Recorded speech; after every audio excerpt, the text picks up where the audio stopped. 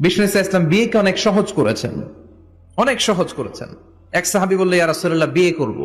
বিষ্ণু বললেন, হাল্লাকা সাদাক, ইয়ানি মাহর, do you have the ডোরি? তোমার কি মোহর আছে? কারণ বিয়ে করলে তো মোহর দেয়া লাগবে। সাহাবী বলে, মোহর টোহর কিছু নাই। কি আছে? কয়, আমার সে গরিব এই তল্লাটা কেউ নাই। বিষ্ণু বললেন, ও সাহাবী, কোরআনের কোন সূরা আছে কিনা তোমার কাছে? সাহাবী বলল, নবী, কোরআনের অল্প কয়েকটা সূরা আমার মুখস্থ জানা আছে। এক যুবতী মেয়ে বলল, নবী, আমি বিয়ে করব। বিষ্ণু বললেন, কোরআন জানো নাকি? যুবতী বলে, না, কোরআন আমি জানি না।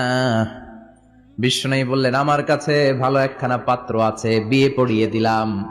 আর মেয়েটাকে বলল, মা, তোমার স্বামীর কোনো টাকা নাই, পয়সা নাই, মোহরানা দেওয়ার মতো কিচ্ছু নাই, তুমি কোরআন জানো না, কিন্তু তোমার স্বামীর সিনার ভিতরে কোরআন আছে। তোমার কোরআন জানা নাই, প্রতি রাতে তোমার স্বামী তোমাকে কোরআন শিখায়া দিবে, সূরাগুলো মুখস্থ করায়া দিবে। তোমাকে যে তোমার স্বামী কোরআন শিখায়া দিবে, এটাই হলো রে মা তোর বিয়ের মোহর।